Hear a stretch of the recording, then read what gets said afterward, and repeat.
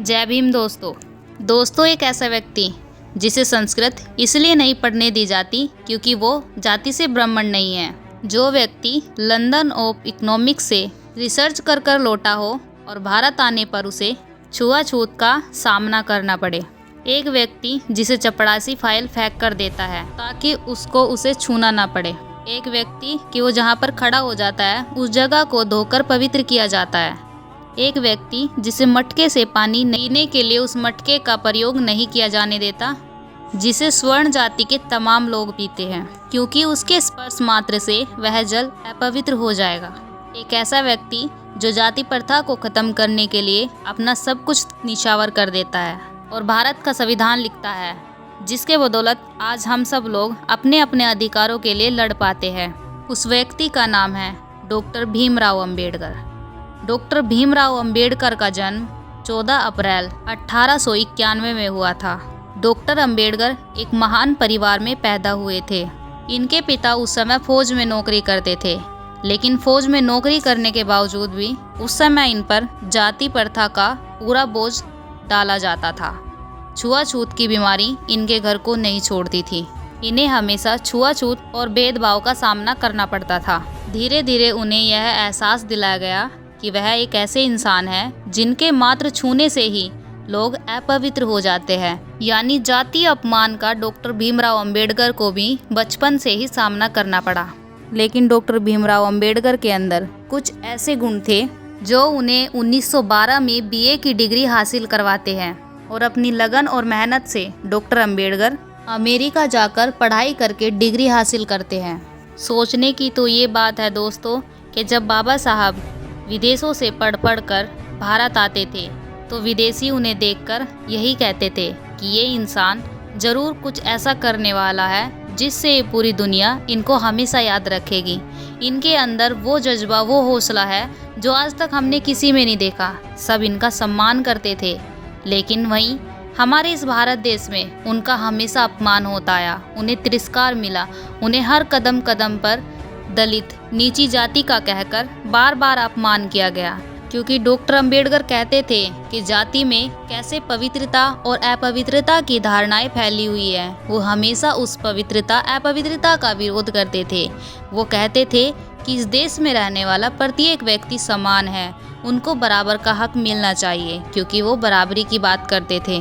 लेकिन इस देश के कानून में तो कुछ और ही लिखा था, जिस कारण सबसे पढ़े लिखे इंसान को भी यहाँ पर इज्जत ना दी जाती थी। बाबा साहब हमेशा अपनी बात रखने का मौका ढूंढते थे कि कब उन्हें मौका मिले और कब वह समाज को समझाए कि कैसे हिंदू धर्म से निकलकर सबको एक समान की ओर चलना चाहिए, कि कैसे हमें उस जाति प्रथा का विरोध करना चाहिए जिसमें ऊंच नीच की भावनाएं भरी हो। और बाबा साहब ने सभी को समझाने के बहुत से प्रयोग किए। फिर बाबा साहब को संविधान लिखने का मौका मिला और बाबा साहब ने उस मौके को हाथों से जाने ना दिया। और दोस्तों इतिहास गवाह है कि बाबा साहब ने 2 साल 11 महीने 18 दिन में भारत को एक ऐसा संविधान दिया जिसने इस इतने बड़े भारत को एक कानून में अब तक बांध कर रखा है। चलो दोस्तों चलते हैं अपने आज मेन टॉपिक 26 जनवरी की ओर।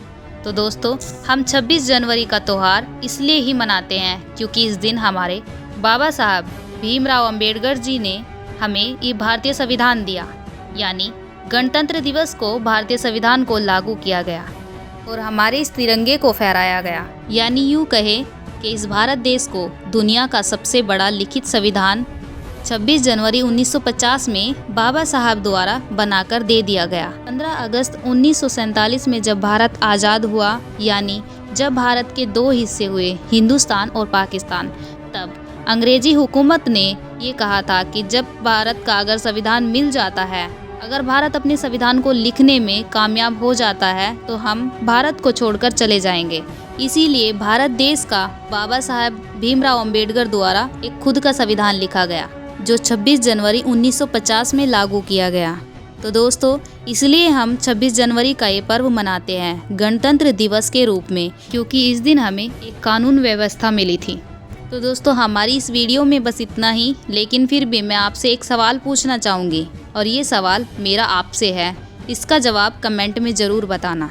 सवाल ये है दोस्तों कि जिस इंसान को बचपन से ही इतना अपमानित किया गया, पानी पीने पर उसकी पिटाई की गई हो, स्कूल में उसे अंदर ना बैठने दिया गया हो और उसके मात्र छूने से पास रखी वस्तुएं अछूत हो चुकी हो, उस इंसान ने, जिस इंसान ने पूरी ज़िंदगी संघर्ष किया, पूरी ज़िंदगी अपमान सहे, हमेशा वो अपने समाज को लेकर काम करता रहा, लेकिन उसे हमेशा नीचा दिखाया गया। लेकिन जब उस इंसान को संविधान लिखने के लिए कहा गया, उस इंसान ने भेदभाव ना करके सबको समान अधिकार दिया।